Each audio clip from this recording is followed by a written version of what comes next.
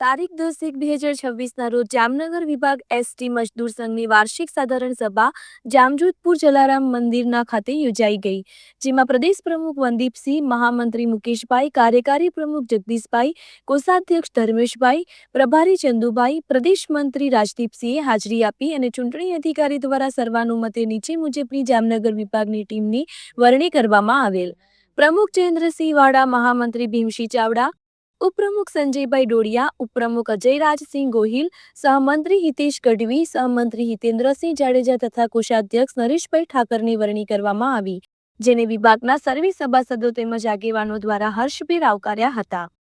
જેમાં આજરોજ જામનગર ડેપોની ટીમ દ્વારા નવનિયુક્ત મહામંત્રી શ્રી ભીમસિંહભાઈ ચાવડાનું સન્માન કરવામાં આવ્યું.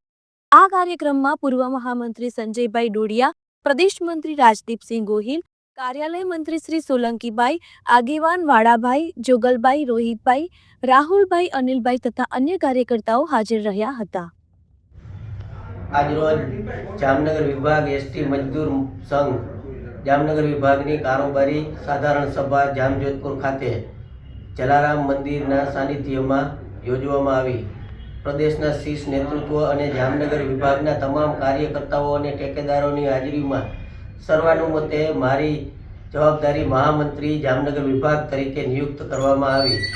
એ બદલ હું તમામ કામદારો અને તમામ ટેકેદારો તથા હોદ્દેદારો આગેવાનોનું આભાર વ્યક્ત કરું છું તથા ભવિષ્યમાં કામદારો અને નિગમના હિતમાં કામ કરતો રહીશ તથા કામદારોને પડતી મુશ્કેલીઓ બાબતે હું હંમેશા કામદારોની સાથે રહીશ અને જે તે ડેપો કે કોઈ પણ વિભાગીય કચેરી ખાતે કામદારોને પડતી મુશ્કેલીઓમાં હું ટીમ સાથે સ્થળ પર જઈ અને તે પ્રશ્નોનું નિરાકરણ કરવાનો સંપૂર્ણ પ્રયત્ન કરીશ અને મારી સાથે મારી ટીમ પણ સહકાર આપી અને મારા માર્ગદર્શક શ્રી ભૂતપૂર્વ મહામંત્રી સંજયભાઈ ડોડિયા અને પ્રદેશ મંત્રી રાજદીપસિંહ ગોહિલ, પ્રમુખ જયેન્દ્રસિંહ વાડા તમામની સાથે સંકલન કરી અને કામદારોના હિતમાં કામ કરીશ. ભારત માતા